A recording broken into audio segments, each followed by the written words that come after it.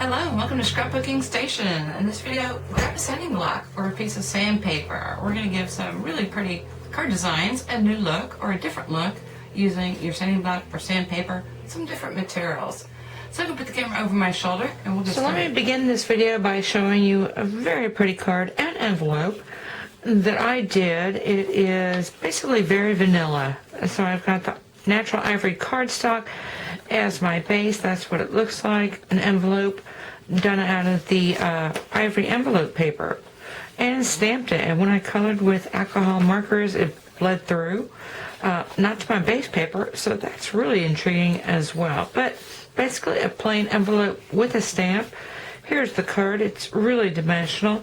I layered some freebie tags, have some background, have it mounted on another background, and then the inside, just going to use some leftovers, kind of the same techniques. But now I'm going to take a sanding block.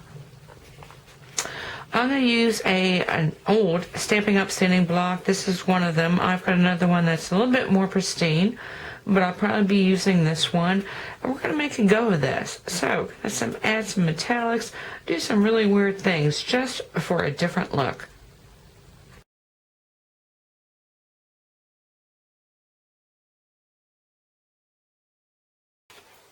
Okay, so as I begin with my sanded project, the first thing I want to do is change my base cardstock. I don't want to use ivory or vanilla anymore because I know the core for most of my papers is going to be white.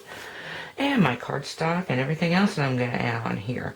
So I've changed it to Sahara Sand, and the first thing I want to do is take my pattern paper and give it a pretty good crunch. And I've actually got two pieces. Once I crunch it to about here, that's pretty good. And now I just want to open and flatten it out. Once I get to something like this, I'm ready to take my sanding block. And I just want to kind of start sanding over, especially these crinkly parts and the edges. And it's going to take some time.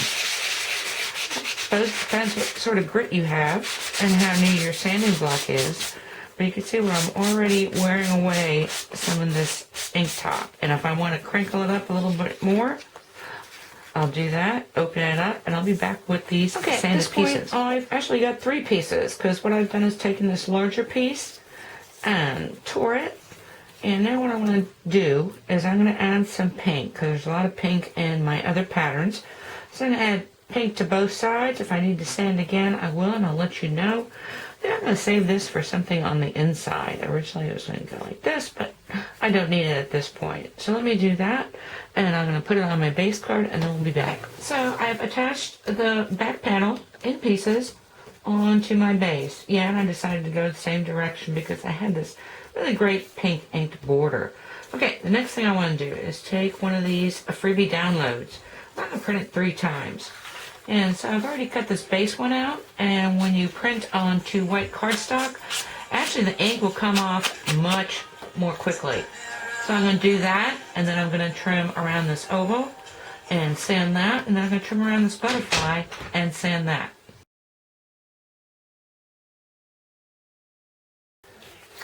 Okay, when I reached this point, I took those 2 photos because I wanted to show you if you round around an object instead of crumpling and creasing, and then take your sanding block and do something like this, you get a totally different look.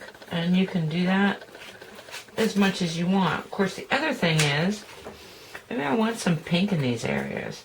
So let me get a sponge, get some pink on there. You know what, I'm going to roll it over just to see how much I can get. And so maybe I'll do a little bit of that.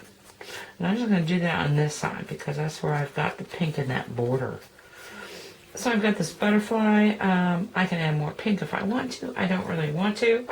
So that was really cool. Now let's work with the base card because I've done a couple things.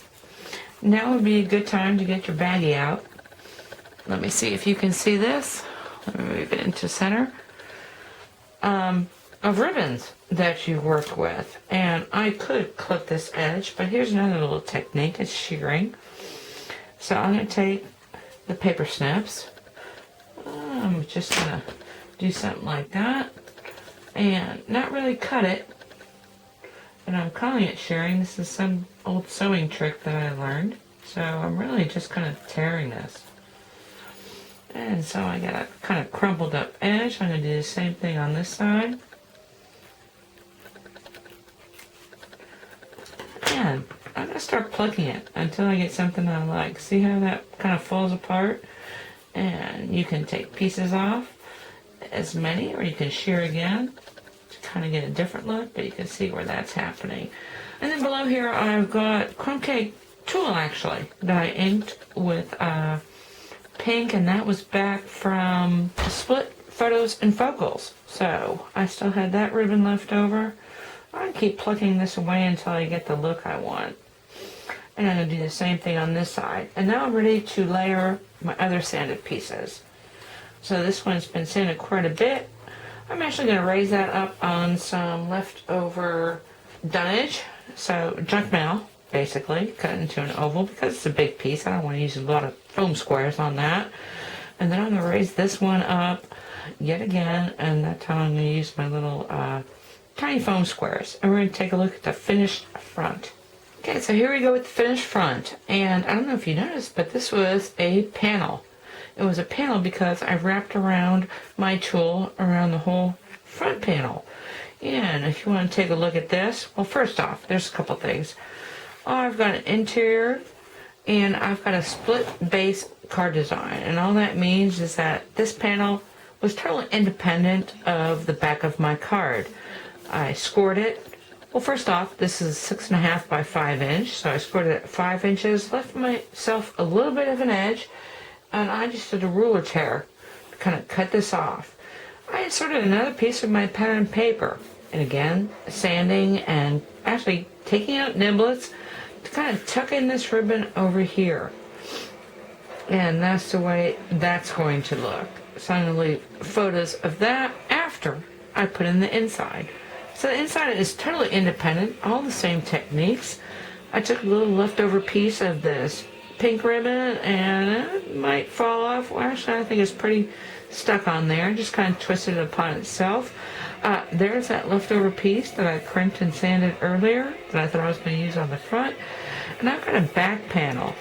And so you can see where I curled it. And the other thing is, you don't even really need a tool. You can use your finger, take a sanding block, and just come across like this. And that's really fun also. So I'm going to stick this onto the inside of this card. And this is end to end. So I'm probably going to put this right up against that score line. And I will leave you photos of that. So, really different look. Let me pull the original. So this is original, really pristine, all pretty much the same papers and elements. And this is on Butterfly Wings paper pattern from Paper Wishes, and the free download is also from Paper Wishes. Same paper pack. So did that. I think the stamps are from On Butterfly Wings. And also, let me see, I think I used, oh, this is kind of fun too. Little tip and trick. So let me take you aside. Alrighty, nothing to do with sanding, but little tip and trick photopolymer stamps. I love them. So I've got two salutations. This is from Lotus Blossoms. This was last year's celebration. So, way old. But I know that I can position these photopolymers using my grid paper. And then just take a block that's going to cover it all. I know you can't see through that, but get that onto my block, and then I've got it positioned so that I can stamp it right on to, well, actually wherever. So this is actually a leftover piece of where I cut out this oval. So I've used that. Again, I've used my edge, added a little tacking, and I can get that inside, show you some photos. Now we're going to move into my next project.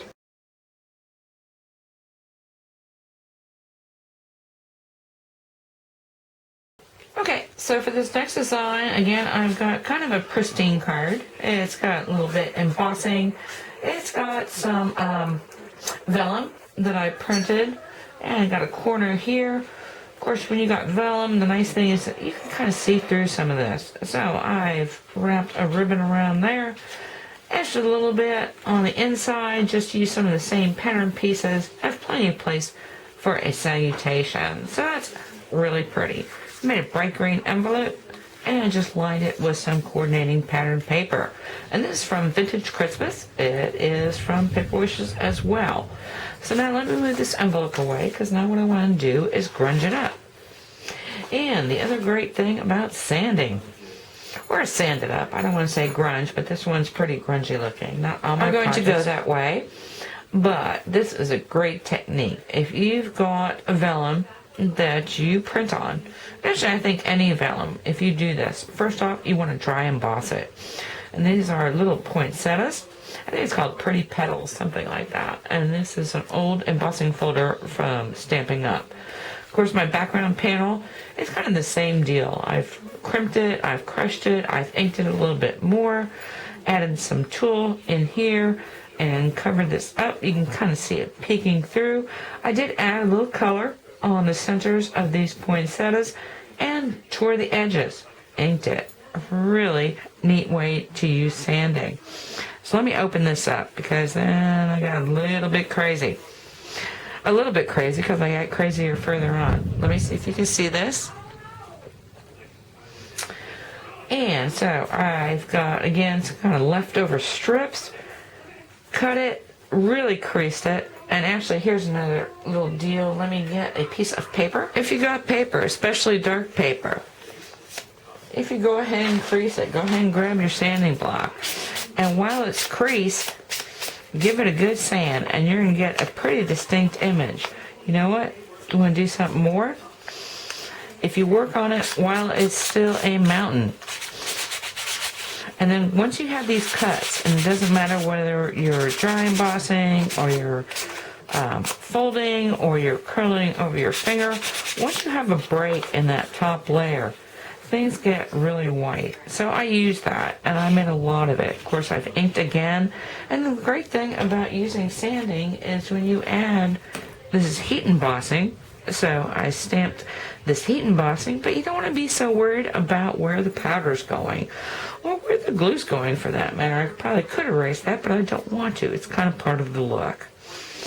Anyway, so I showed you this envelope for the pristine card. And now what I want to do is I've got a piece of my craft paper, and I've already cut it to size. I've got this here. You know what? I'm going to use a template that I made out of junk mail. So I've got this. I'm going to add some ink. First off, position my corners so and so. Probably do a little bit of stamping, add some ink, so have a liner that is just pretty much inked on to my outside envelope. And I'll be back with this picture as well as the two cards.